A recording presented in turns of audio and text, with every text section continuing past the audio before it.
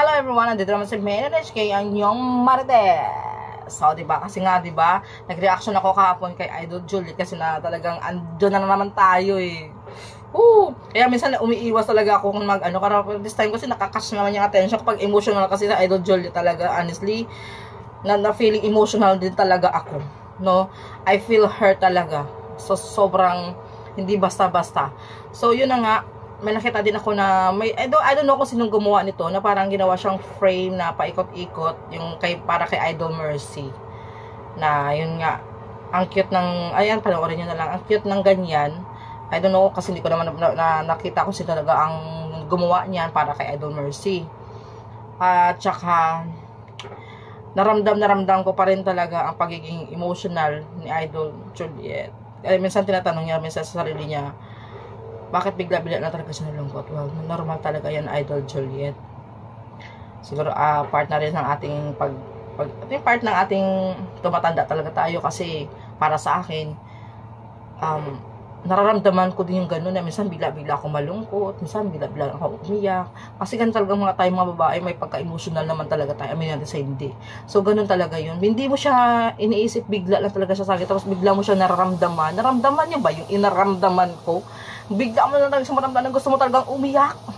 So, na-feel ko talaga yan si Idol Juliet, lalo syempre, lalo pa niyang na-miss si Idol Mercy, diba? Nadadagdagan pa lalo yun ang kanyang pagka-miss kay Idol Mercy. Kasi syempre, wala na siya makakausap tulad dati, nakatsikahan niya, bla bla, etc.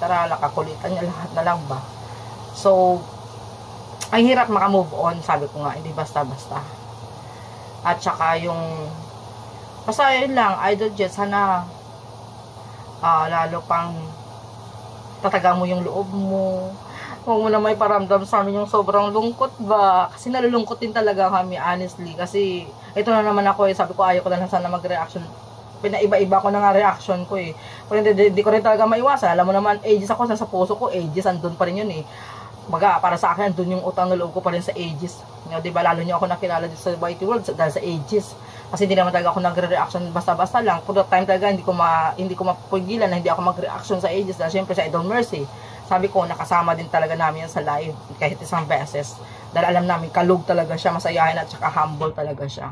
So, yun lang. Kaya hindi mo talaga, hindi ka rin, no, kami nga, live lang yun, ha. Kaya much more nga sila.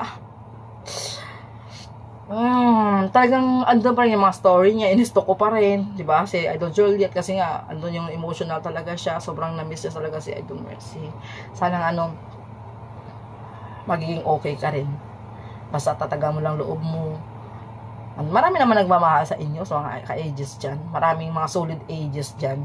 Andito pa rin ako, di ba? Ako, andito pa rin kahit madalang ako nagre-reaction, pero nasa puso ko kayo. Pero sabi ko nga, nakasubaybay pa rin ako sa Facebook mo. Kaya sa Facebook mo lang ako makasubaybay at saka mga gigs na pinapanood ko din yan. True kay Ma'am Josie Galindo. Kaya mga ka-ages dyan, thank you so much sa inyo. Kaya nandyan pa rin kayo sa akin. Nasuportahan nyo pa rin ako ng bonggang-bongga. Bye!